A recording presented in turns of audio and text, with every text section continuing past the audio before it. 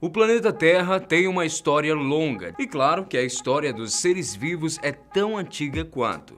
Mas, quando falamos em seres humanos especificamente, precisamos ter em mente que nós não surgimos todos no mesmo lugar, nem na mesma época, e muito improvável que tenhamos nascido da relação de um único casal. Para se ter ideia, várias espécies de seres humanos estavam espalhadas pelo território da África há 2 milhões de anos. O mais interessante é que algumas dessas espécies eram realmente muito parecidas. Já outras tinham características muito peculiares que as tornavam únicas. De uma forma ou de outra, as espécies Homo tiveram de enfrentar desafios do ambiente e da própria evolução para sobreviverem. As doenças, a falta de comida, o frio e a competição trataram de perpetuar as espécies mais resistentes ao meio. Mas já parou para pensar que nós somos a única espécie humana que sobreviveu? E você já se perguntou o que temos de diferente dos nossos antepassados? Para entender um pouco melhor por que ainda estamos aqui, hoje nós vamos te mostrar 7 espécies de seres humanos que já existiram. Eu sou o Guilherme Marques e está começando mais um O Porquê das Coisas.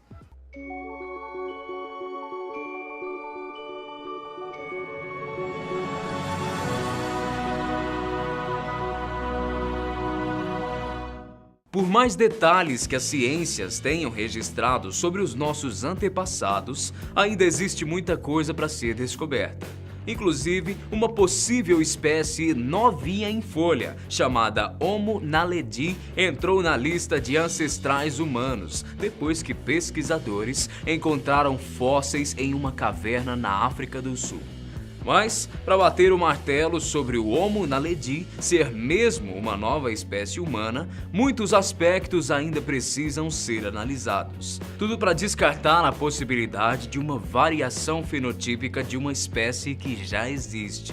Isso quer dizer que o naledi pode não ser completamente diferente dos outros, mas apenas uma versão adaptada. Agora nós vamos conhecer quais são as 7 principais espécies Homo que já existiram aqui na Terra ao longo da história do planeta. O Homo habilis está entre as espécies mais antigas de todas porque viveu aqui na Terra há cerca de 2,4 a 1,4 milhões de anos atrás. Ele também é um dos que mais se parecem com a anatomia dos macacos por causa dos braços bem longos e da face levemente prognática, alongada. Houveram algumas polêmicas sobre o fato do habilis ser considerado um homo, porque, em tese, as características físicas estão mais próximas dos macacos do que dos humanos. O fator decisivo veio quando os pesquisadores descobriram que eles conseguiam manusear ferramentas de pedra para várias coisas.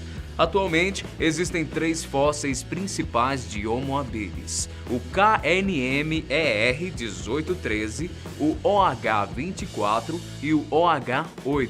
O primeiro deles foi descoberto pelos cientistas Mary e Louis Leakey, na Tanzânia, em 1960.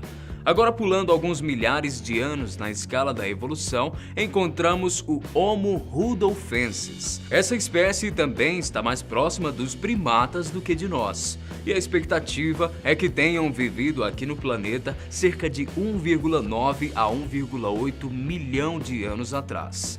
De todos, o rudolfensis tem sido um dos maiores desafios para a ciência, porque é muito difícil encontrar fósseis cranianos dessas criaturas. Se tivéssemos algum disponível, daria para determinar o peso e a altura deles, por exemplo. Mas, apesar de raros, eles existem. E um dos poucos conhecidos é o KNMER1470. A princípio, estimavam que o crânio encontrado do Homo rudolfensis datava de 3 milhões de anos atrás, mas depois corrigiram para 1,9 milhão.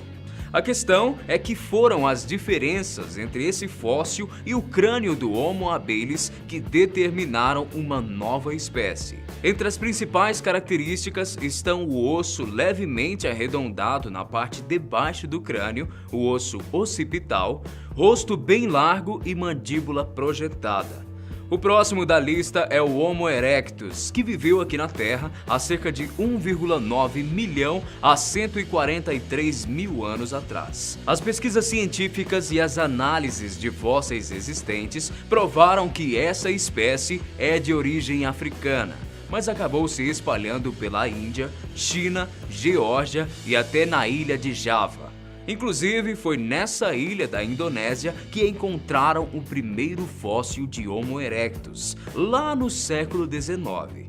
De lá para cá, descobriram que a altura dessa espécie variava entre 1,42 e 1,82 metros de altura.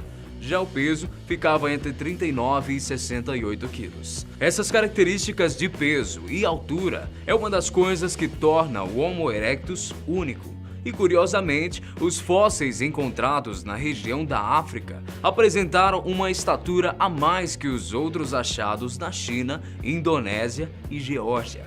Além disso, os pesquisadores apostam que os Homo erectus foram grandes corredores e escaladores de árvores, por causa dos braços curtos e pernas bem longas. A partir do Homo heidelbergensis, algumas características determinadas pelo sexo começaram a ficar mais evidentes.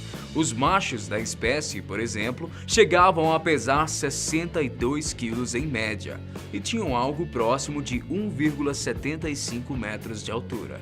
Já as mulheres mediam 1,57 metros e pesavam em torno de 50 quilos. Eles tiveram por aí há cerca de 700 mil a 200 mil anos, e depois que o primeiro fóssil foi descoberto, em 1907, conseguiram determinar que a face do Homo heidelbergensis era mais achatada que a nossa, mas a sua cabeça era maior. Descobriu-se também que essa espécie foi a primeira a se adaptar a climas e ambientes mais frios, além da habilidade de caçar animais de grande porte. Esse agora tem mais a nossa cara. Repara só. O Homo neanderthalis é 99% compatível com o Homo sapiens sapiens, e a estimativa é que ela tenha vivido por aqui há cerca de 600 mil a 350 mil anos atrás. Eles tinham hábitos parecidos com os das espécies mais evoluídas e civilizadas, manuseavam diversas ferramentas de caça, além de usarem objetos ornamentais simbólicos como um acessório.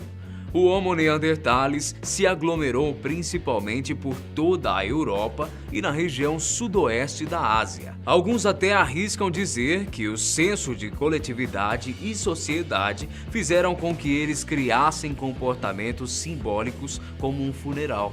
Dizem que essa espécie tinha o costume de sepultar mortos e deixar flores como oferenda. Será que é daí que vem a tradição de deixar flores em túmulos? Estudos já comprovaram que, de fato, o cérebro neandertal e o cérebro sapiens sapiens são muito semelhantes no nascimento. Porém, quando adultos, o neandertal tem um cérebro maior.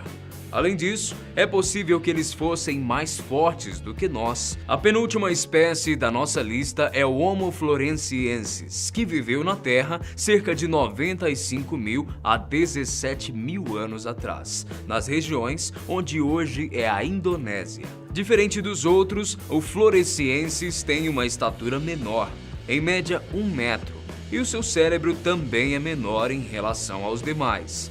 Os fósseis encontrados em 2003 e batizados como LB1 mostram que essa espécie também era boa de caça, mas se limitava a elefantes de pequeno porte e roedores maiores. Finalmente, nós chegamos ao parente evolutivo mais próximo, o Homo sapiens, que surgiu entre 100 mil e 50 mil anos atrás. A maioria das espécies que vimos até aqui foram extintas em função das transformações climáticas e do ambiente, mas com o Homo sapiens foi um pouco diferente. A evolução e a capacidade de se aglomerar em sociedade pode ter sido o fator-chave para a sobrevivência dessa espécie.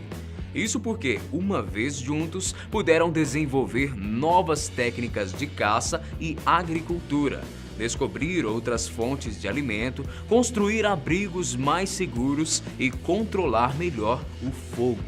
é comprovada a existência do Homo sapiens pela quantidade de fósseis encontrados, sendo que o mais antigo deles foi descoberto na Etiópia. Uma das coisas que devemos ter em mente é que a extinção de alguns seres é parte natural do processo de evolução. Além disso, o comportamento e as circunstâncias em que o indivíduo se encontra podem determinar modificações genéticas, tanto para o bem quanto para o mal. Quer ver só? A tolerância à lactose é um problema real entre os europeus, por exemplo. E isso se deu porque os seus antepassados aumentaram a ingestão de alimentos lácteos. Mas não é só a alimentação que tem a capacidade de modificar genes. Epidemias como a peste negra foram capazes de modificar o DNA de muitos sobreviventes, garantindo que as próximas gerações fossem imunes à doença. Isso quer dizer que nós, os seres evoluídos, nos beneficiamos das mudanças genéticas para sobreviver e se adaptar ao meio em algum momento da história. Além disso, essa herança genética e as mudanças no genoma permitiram os Sapiens sapiens de desenvolver cérebros de maneira única.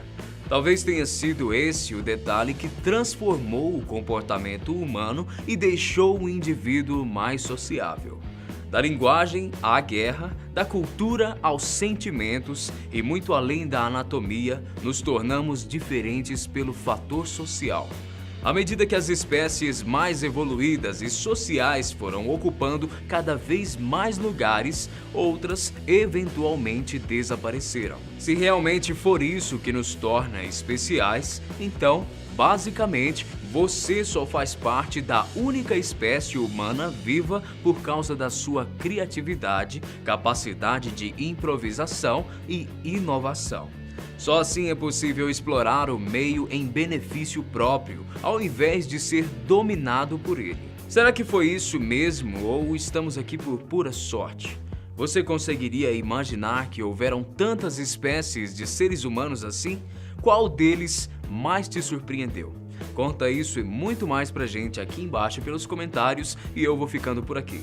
Eu te encontro no próximo programa O Porquê das Coisas. Tchau!